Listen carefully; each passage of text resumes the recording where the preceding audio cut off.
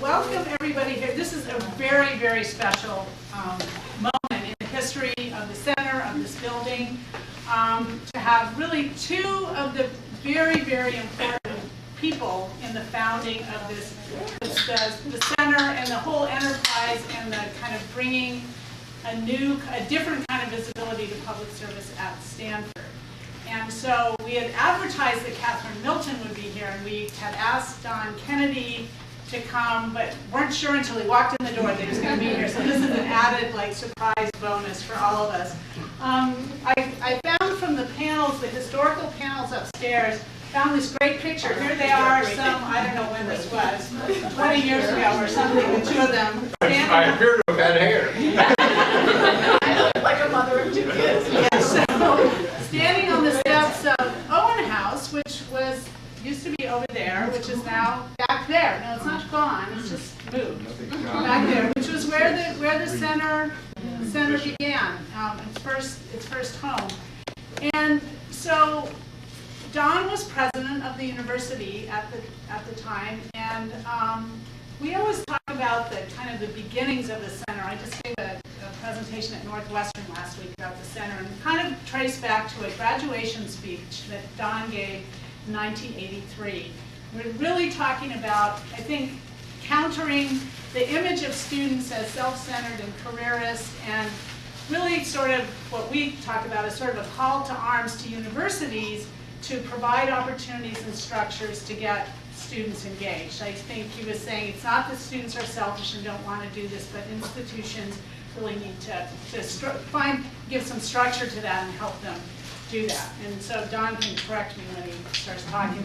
But that's kind of how we and then he and Catherine Milton came to Stanford and worked with Don to look around and see what was happening on campus, and then to decide that we needed to give more visibility to the idea of service. There were things, of course, going on already, but they were scattered. And so the two of them really, along with many people, of course, working with them, and John Gardner, who was another key person, I think, in the early thinking about the center. So Catherine was the founding director of the center and was here, I think, director till about 92, maybe? Yeah. Right before, as she said, she never got to be have an office in this building, but she did all the hard work to raise the funds for it, and along with, of course, many, many other people.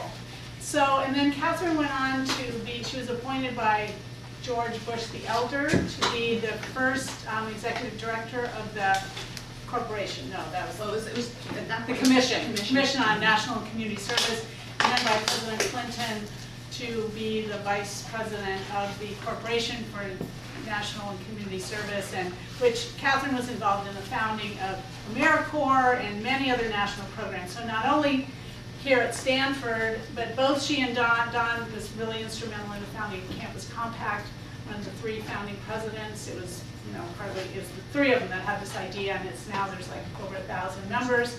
So not only will we get to hear about the roots of our own endeavor here, but to really understand and appreciate the influence it's had nationally.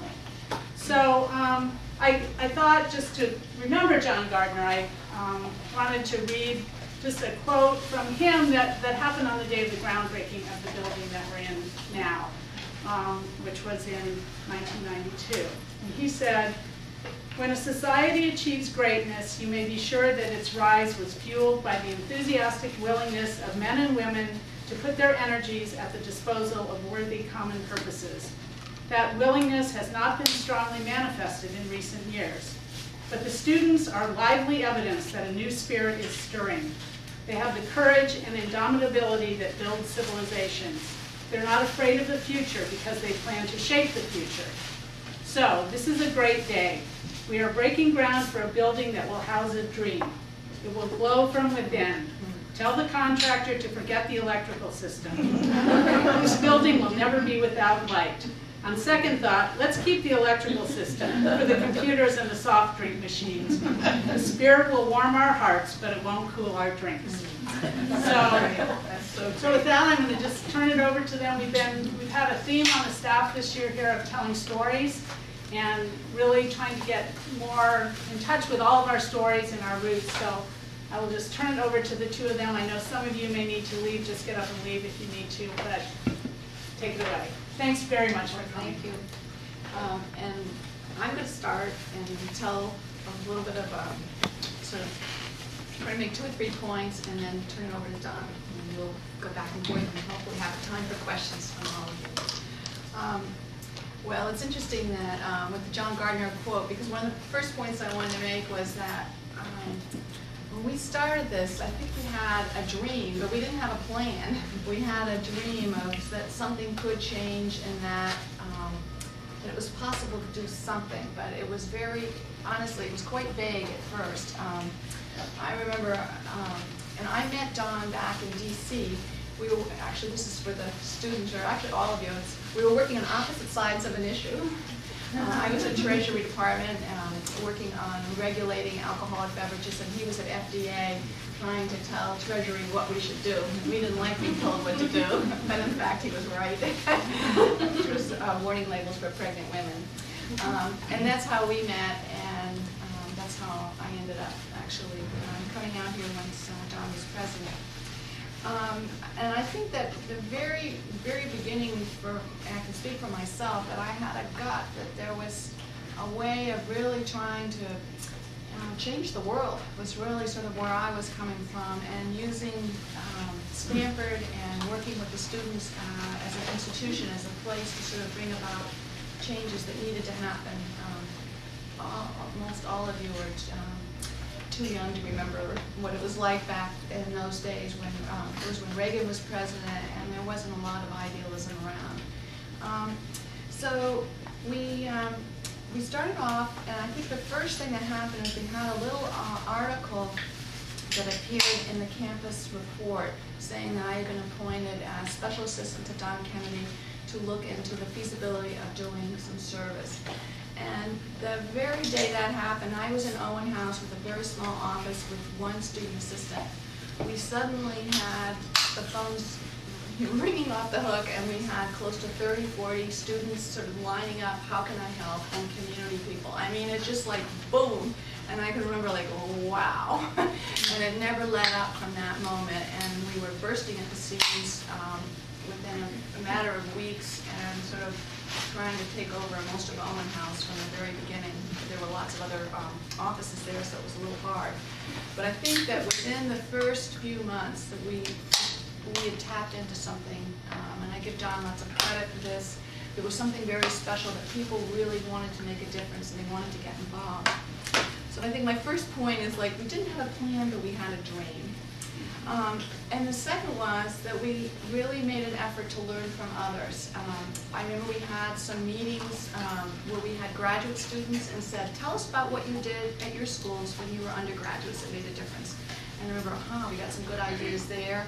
I made a trip with the student body president and someone from Dean of Services to look at some of the schools back east, Harvard, Yale, Brown, and found out what they had done. And I think in all cases I was of the mind, we're going to steal every single good idea we can have, which we tried to do, and I think we even went further. And then I think we also spent a lot of time trying to find out what had actually gone on at Stanford. And there's a big tradition here. At one point, Stanford had the most number of graduates going into the Peace Corps, and there were courses like SWAPC and a whole lot of programs that were volunteers in Asia that were long-established programs that represent a tradition that we wanted to tap into. So in addition to learning, I guess one of the main things I got from those trips was how important it was to focus on long-term sustainability. And I certainly got that not just from the trips, but from people here.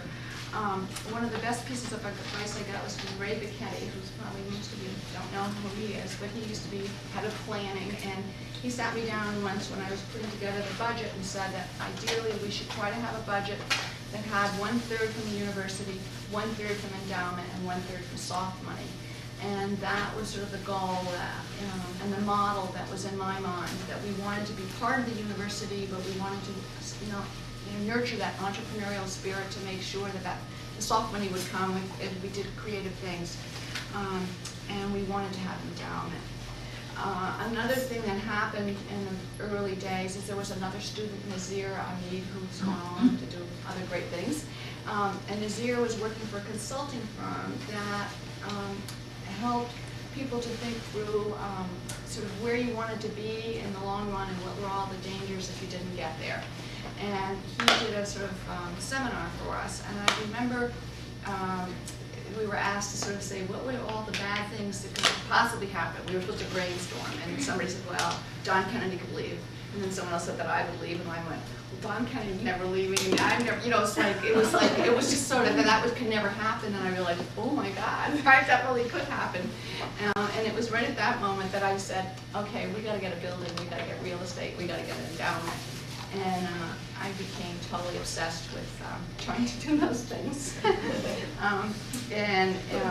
There were a lot of people who helped. John certainly was one, and John Gardner was other, Tom Ford. There were a lot of people in the early days who helped with that dream of getting the building and the endowment.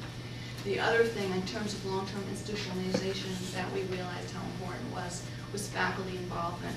And from the very beginning, we had a faculty committee. Jim Ross was provost at the time, and he was one of the people who helped to guide in terms of how we could really integrate into the faculty. And we had a great committee from the very beginning, and that has always been quite important. And we also had some students, SMITA Singh, I don't know if any of you know SMITA, but there were a group of students who worked on the whole issue of how you integrate service into the curriculum. And we did lots of work. We had a big meeting at Don's house with faculty and some of the presidents from around the country to sort of look at that issue. We actually had the Rockefeller Foundation, I don't know if you remember this, gave an offer of $1 million grant, which at that time was a lot of money. It still is to me, but it's, if we would require service at Stanford.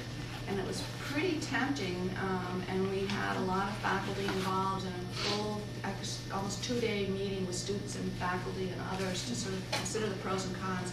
And then we decided now that we wanted to integrate through the coursework as a different approach. So anyway, I think focusing on sustainability was certainly something that was important. And then I think another important element in terms of building the center from the very first was the student creativity.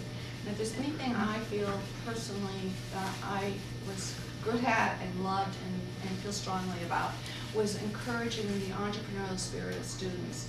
I was just talking to earlier about the spring break students. I was saying that Megan Sweezy came to me and had the idea for the first spring break project in the entire country. And so Stanford should feel really proud of that. The EPASA program was Lauren Needle's, who's actually getting married tomorrow. And there were a whole, you know, I can just go, right? yeah, it's right here. Yeah, that's my kid down. Yeah. There are just so many programs. The Washington campus, in part, when I moved here from DC, I felt like I was the people in California that DC felt like a foreign overseas campus. So we started talking about having an overseas program, but instead, you know, the Washington campus. And I had 2 students who were just incredible, who worked with me for about 2 years as interns, and we did a lot of the early design work and felt strongly you should have an internship as well as an academic component. And then, of course, had a faculty committee to guide that. The summer fellowship program, another student who went on to become a trustee, Elizabeth Ehrlich, was one of the young, she was the first intern and helped develop the summer fellowship program. So I could just keep going through, but all of the programs in the early days, most of which are, you know, I mean, they're all still going on, were developed sort of jointly with myself and students and other folks interested. And then I think that the last point I wanted to make was that, and maybe this is partly because of both Don had worked in Washington and I'd had a lot of experience in Washington and other national, well, working other places nationally. I always saw what we were doing here as part of a way to sort of make institutional change on a much larger platform. So Jackie mentioned Campus Compact, and Don and two other presidents were the founders. I certainly worked really hard to have that organization get off the ground, both in California and nationally. And then with some others, including some students, helped to form the first state commission on service in the state of California, which is still going on today, this summer, let's see, and then also all the work that we did early on, thinking through whether there should be national service. And again, a number of students, Kim Gross and Smita, and I don't remember, there were like 5 or 6 of us who did a lot of work thinking through national service, pros and cons of it, and we hosted several senators to come here, and those folks became the sort of the founders really of what became national service, and they set up the Commission on National Community Service, which I headed up, and then all the early work for AmeriCorps. And I think it's really important to know that there are probably about, I'm having dinner tonight with about 10 graduates of the Haas Center who all worked back in Washington for me in the early days of AmeriCorps, and they were just the groundbreakers. I have to think that's maybe why Chelsea came here, because we were hearing such great things about Stanford students anyway, who knows. But they were just great and did a lot of the early thinking. So, and then there's a lot of work going on internationally to bring the kinds of service that's not only happening at Stanford, but nationally to other countries. So I think we could all feel like what we've done here has been a beacon of light, not just for the Stanford students and who've been able to enjoy it, but for other colleges and universities and around the world. So those are points that I wanted to make, and I'm so happy to be here with Don. Well, I want to say what an incredible treat it was after I had this idea burrowing around in my head that we would try to provide some kind of institutional answer to the general level of pessimism in the political classes about college undergraduates and service, that we could really make something that could make a difference.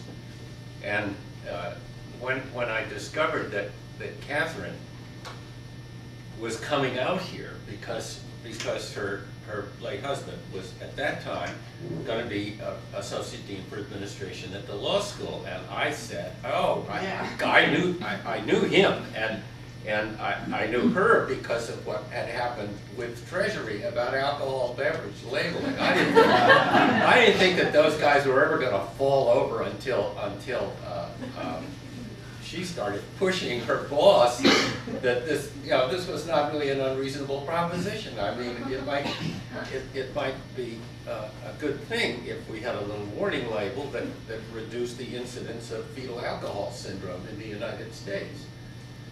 So I said, well, she's coming too, right? So Catherine and I had a little conversation about how we were going to wake everybody up and get them excited. And as soon as Catherine arrived, the excitement started because she's a sort of Pied Piper. And so pretty soon there was something that was happening every year, which was abbreviated YICMAD. YICMAD is short for You Can Make a Difference. And there was a You Can Make a Difference conference, which the students planned. And they were huge. I mean, there would be 500-600 community people, maybe 1,000, who knows? Yeah. And it was very successful, and that sort of trained a series of organizers, undergraduate organizers, who had really done a terrific piece of work in getting a complicated enterprise going, and so they brought that talent to staff positions here later in their careers, and formed the cadre that Catherine mentioned, who were important in creating the National Commission for Public Service and Staffing and doing all that hard work. Well, so Catherine mentioned the DC campus because although it's not linked in any formal way to the Haas Center, but the idea that in addition to volunteer community service, there's a kind of service that involves not necessarily political service, but policy service. In other words, if you can help to make a better policy, you can begin to solve some of the problems that that volunteers work on at ground level. And so we got that started, and I just wanted to make a notation about that. That's now been operating for 20 years. It had its 20th anniversary celebration 2 weekends ago. We went back. I want to tell you that I guess an average of 20 to 23 students were in residence in each quarter once it went to 3 quarters. And for the first few years, it was only fall and spring quarters. But so eventually a really large number of students had gone through Stanford and Washington, and they all got invited to come back on their own nickel for this. 50%. 50% came. I mean, it was a silly thing, and it began to make me think that the whole idea of public service, including policy and political service, had taken on to a big extent in 2 different sub-venues in the institution, and we thought that was terrific news.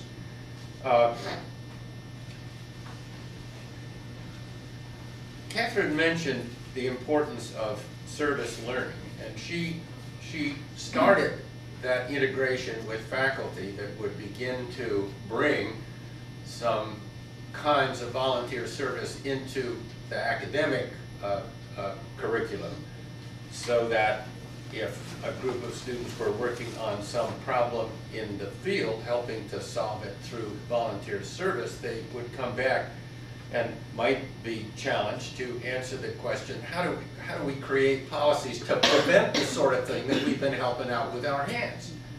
And so that kind of integration with the help of the faculty committee, and it's going on much more now, I would think.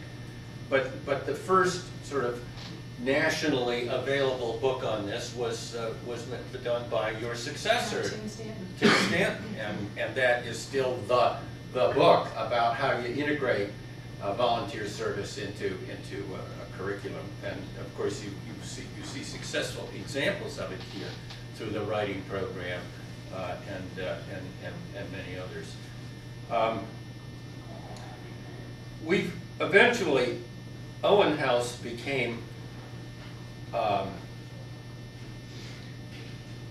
something you wouldn't want to spend too much time in, because it was a horrible mess because of its overcrowding. It became very clear that we had to find somebody who could help us build a new building. It's interesting. There were lots of people had gotten interested in the Stanford effort, and eventually we funded this building through the Haas family, particularly Peter and Mimi Haas, and they're a Cal family. Peter was on the Stanford Board of Trustees, but he was put on there because his family had always thought that the Bay Area was their general objective and duty, and so you ought to work to strengthen all Bay Area institutions. And so instead of simply accepting a board position on the San Francisco Symphony or the opera or whatever, Peter was a really terrific board member here at Stanford. And his wife Mimi liked what was going on here. I think she was, in a way, more of a target even than Peter. But they gave the money to build this building, and that's why it's named for them. And I think they're very, very proud of that. It doesn't make any of them easier to take on big game day, but they've been wonderful to us and great supporters. Maybe we should get them to ask us some questions about how it went, or anything that you think isn't happening that ought to be happening now, so that we could maybe find somebody to go fix it?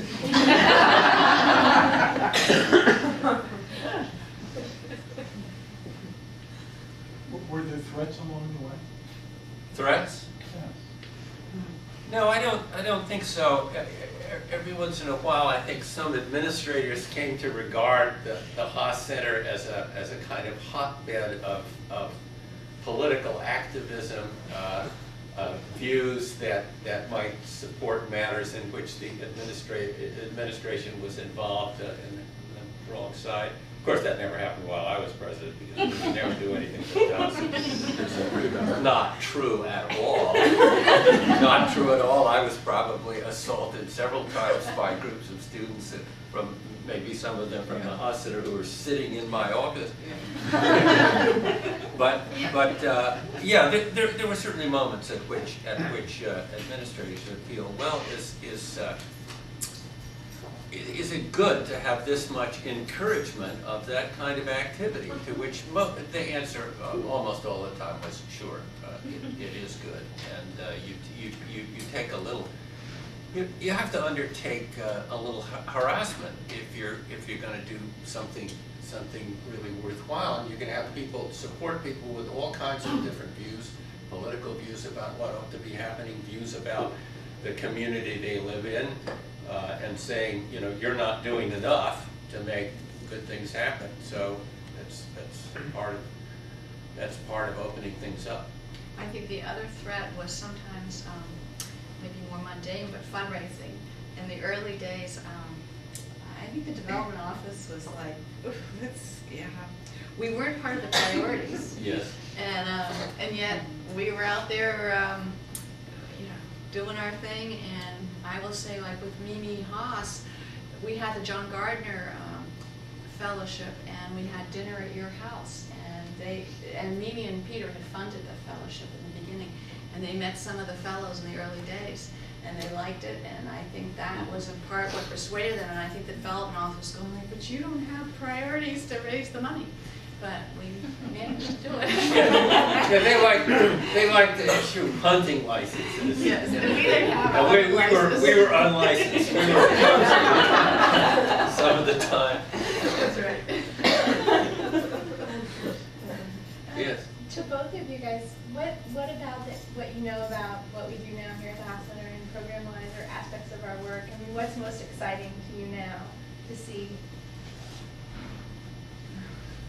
Well, I've always thought that in many ways that the category of program that I think has the most lingering after effects are the programs in which Haas Center volunteers are tutoring and teaching. I mean, teaching is something that sticks. You keep learning to do it better and better. You start to like it more and more. You recognize some differences that you can make in your own skill set to make you do better. And then I think it may have encouraged a number of our graduates to consider teaching appointments of their own, having had that kind of training. And when I've occasionally written letters of recommendation from people who've been through that about teaching jobs, I said, if you want to hire a teacher, quite apart from the whole state credentialing business, you want to hire somebody who's really had to do it and had to do it by being a tutor. I certainly, it's a very hard question because I love the tutoring program, but I will shed light on a different one, which is the summer fellowship, which I guess is named in Don's honor now. And that was always one of my favorites, and I think that the students, and I don't know what it's really like now, but I think the students who in the past who were able to do it would have such an intense experience, so different than what they had before, and many times it was life-changing. It changed what they wanted to actually study and major in, and changed what they did afterwards. And it was just the intensity of it and the fact that they had to really think about it in advance, at least the issue.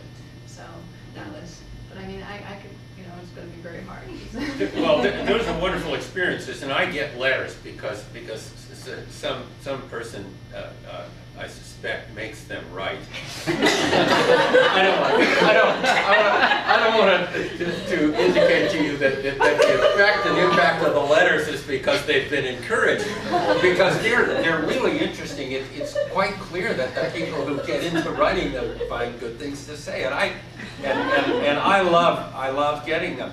It's very clear that some of them have turned into honors theses in some department or other because they got a start through this kind of effort, and I think that's a huge contribution to the academic side of Stanford that comes out of the center and that fellowship program.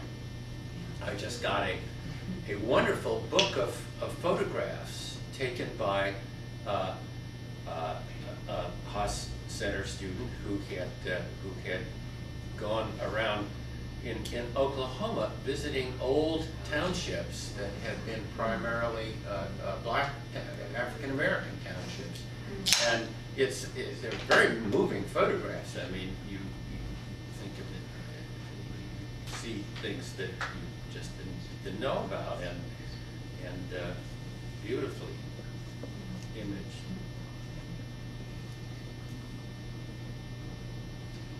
As I sit here, I like the fact that you think of Haas graduates and you think of Haas students, not Stanford students at Haas. That's the way we staff feels about it the same way. I don't forget their Stanford. No, I know you don't, but the way it comes out is that Haas Yeah. graduates. It's a nice stamp. Yeah, it is a nice stamp.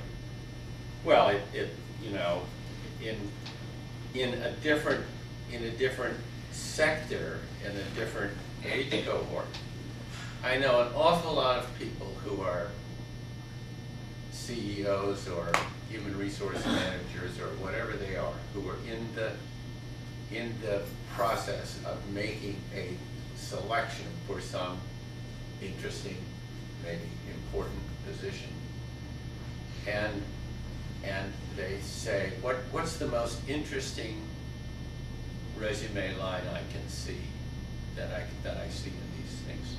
Peace Corps volunteer. And when I write about Stanford seniors looking for something and they've had a pretty intensive experience here, I will always talk about it, because I think it's a real. Yeah, and the nice thing about it is, I mean, I can do that, but I know that none of you think about this as resume building.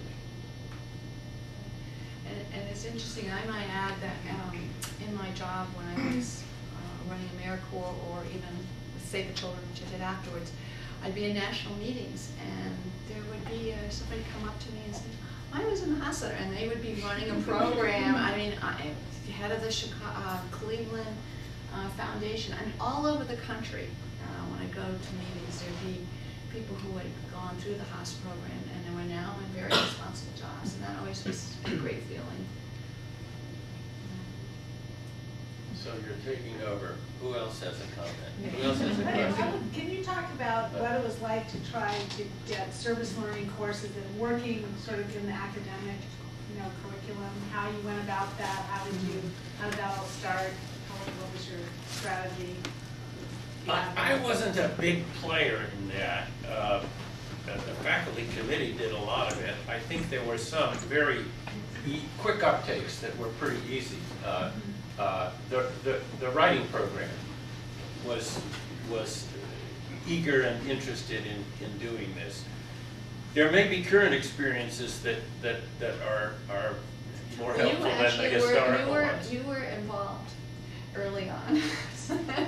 Because we had, as part of, actually one of the first meetings that we had of Campus Compact, the presidents were saying, we've got, in Don, we have to get faculty involved, and so we actually then came back on campus and thought about it, and originally you set aside a little bit of your money as an incentive program. So one of the early things we did was we had a little incentive program for faculty who wanted to develop new courses. And we then did those meetings. We had some colloquium symposium of about 100 faculty members from across the state for campus combat here at Stanford, and we did that here so that we have our faculty involved. And those are things you did in the early days. I bribed them with money. You bribed them with money and good free food. Who knew? Sherry hours or something in your office too? I heard stories of. Sherry? Yeah, I don't know. Come, I don't think so. faculty members will do anything for a glass of sherry. I really no.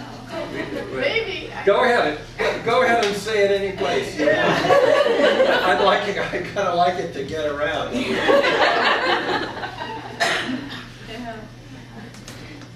Yes, Do you please. think the definition of service has changed over the years? I mean, when I was an undergraduate in '78, I feel like that it was more focused on government service at the time. Yeah.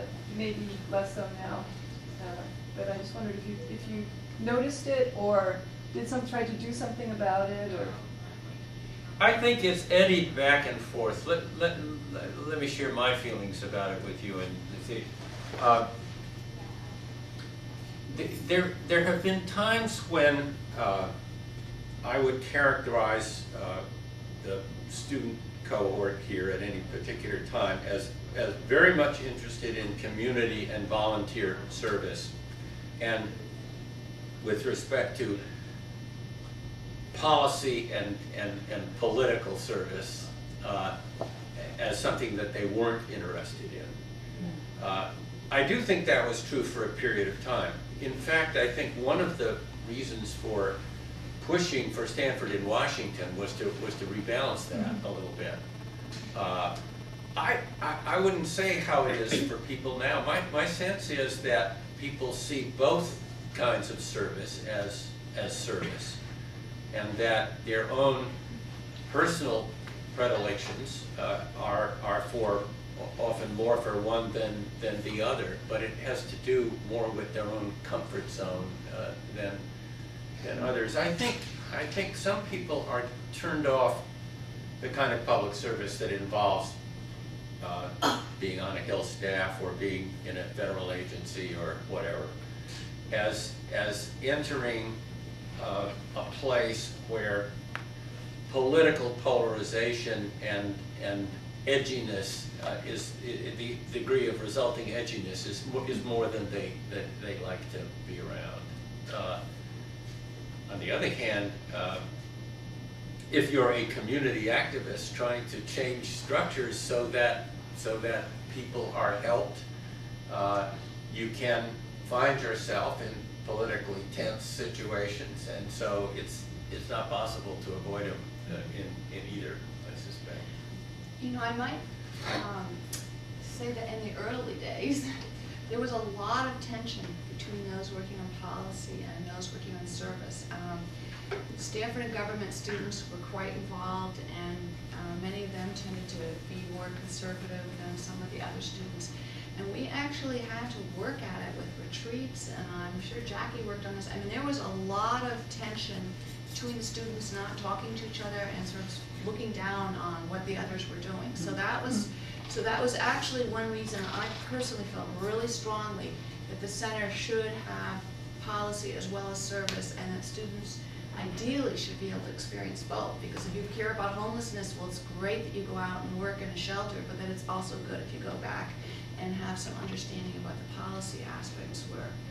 So I think that's maybe, I don't know if that's still, that tension still exists, but that was a really big experience. I mean, people literally wouldn't talk to each other, would come see me and say, well, we don't want this group here, let's kick them out. It was that bad in the early days. So I'd say the only other thing I would add is that in the, and I don't know if this is true of the Stanford students, but in the sort of cutting edge of those, like the people who founded Teach for America and some of the larger service programs who are, were involved in the early days when we were around. a lot of them now are sort of thinking about politics, and that's the new thing, about running for office, realizing that the next generation really has to get involved in a big way. And I think that's encouraging, to think that the people who are out there actually running some of these programs might say, I'm going to run for Congress or whatever. Yeah. Teach for America is kind of interesting because although I think it's interested an awful lot of Stanford students and other students in selective liberal arts colleges in teaching as careers,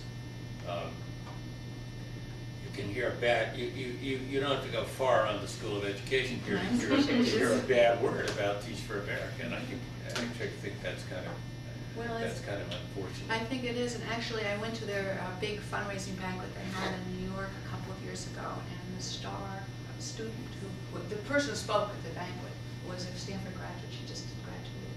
She did a great job, and I could speak. I think the program has gotten a lot better, and it's a good program. It's a subject. Yes. I'm just curious to hear from both of you, what do you think it is that's kept you going all these years? Starting something kind Well, of... she's a baby. Yeah.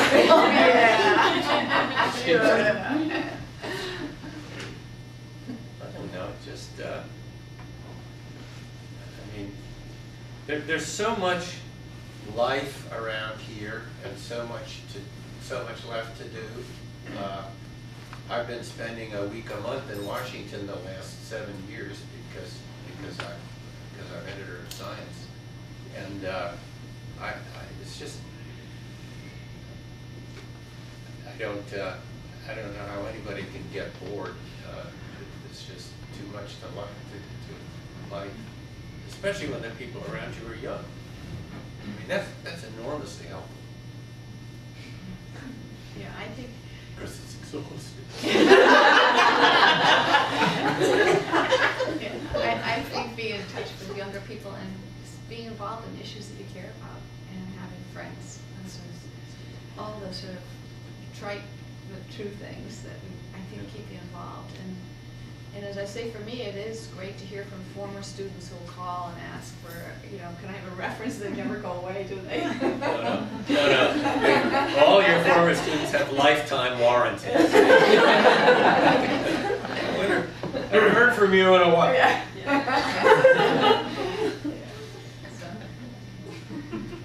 And the due date is tomorrow. Exactly. You got it.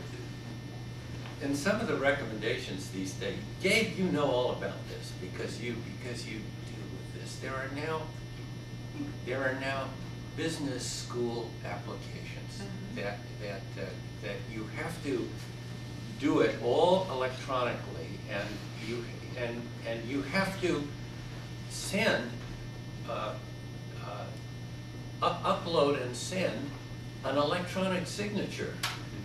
I don't want to do that. I don't want to do that. Some mercantilist is going to get my signature and market it somehow. I don't know. So I finally started refusing to supply my electronic signature. I say, well, we'll send you a fax or something like that.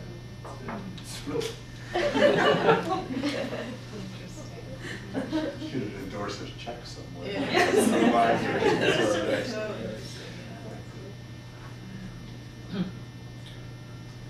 You mentioned when sort of working on the national service Yep. type initiatives, you had mentioned like being in places where you're debating the pros and cons. Like, I'm around like post the creation of these things, so I can't even imagine. So I'm trying to imagine what the cons could have been. Like what exactly would the debate have been about? On national service or Right, yeah. Oh, yeah.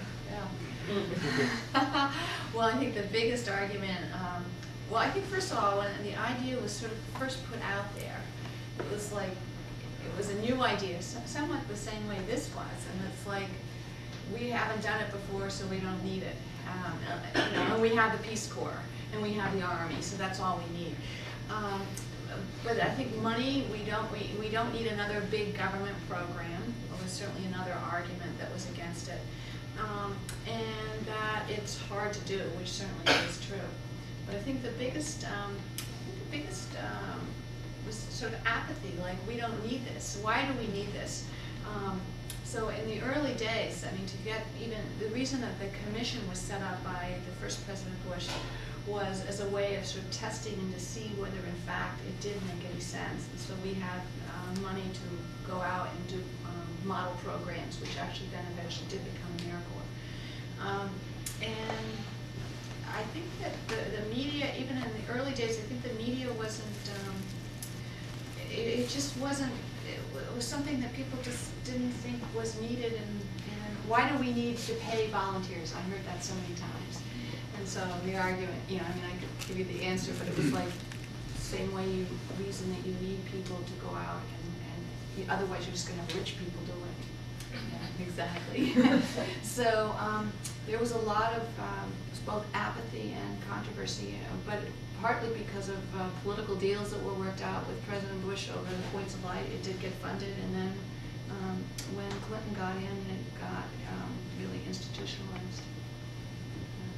It's interesting. I think some of the people who were concerned about it were concerned about it because it sort of had a Depression Rooseveltian stamp. People were remembered. I love coffee, I love tea, I love the boys in the CCC. That was a big enterprise in the 30s, the Civilian Conservation Corps. And I think actually I've been told by one of my Shirley Sagawa, that I was, quote, she was working for Senator Kennedy and helped to actually write the legislation that became AmeriCorps and all the other programs. And she said I was a, quote, lousy lobbyist because I came in and I was very concerned from the standpoint of protecting what we had going on at the grassroots level. So I didn't want a top-down program that was mandated, you know, like the Peace Corps does, which is like you're paid for by the government, you have to do this and you do that. And could we design a program that would in fact really support the grassroots, which I think ultimately did happen, and that was, so I think that was the other aspect. Can you say anything about the National Public Service Academy, this sort of new burgeoning idea? I think it's a great idea. Yeah. I mean, what's not to like? I think the problem is fitting it into the constellation of things that are already there. Do you have senatorial or congressional preference assignments as to the military academies? Exactly how do you organize it? And that's going to have to be worked out in a plan that advocates, and there's a good group of advocates for that program, are going to have to work out. What do you know about it? Very little. I've been in contact with Chris Myers-Esch. Yeah. And talked with him a little bit about the development. Chris and I have been emailing. So. And then essentially it would be the West Point of Service Academy. It would be the highest, the top end of training public service. Yeah. Roger Kennedy, who used to run the National Park Service, was around here advocating for some kind of training program that would train National Park Service personnel or other personnel who worked for environmental agencies or related ones, and that didn't make a lot of headway. But I think the Public Service Academy made Civil Service Academy. Well, one of the things that we did, and actually Jackie's husband helped a little bit with this, as did other people. As part of the AmeriCorps in the early days, we had a vision of having a training academy for those who were leading programs that would have been an intense leadership program, but not a college or a university. And we did it at the Presidio with the dream of having a real place that would be a special place that people could go. And we put through over several thousand people went through that program, and it was great. But then when the administrations changed, they cut the money.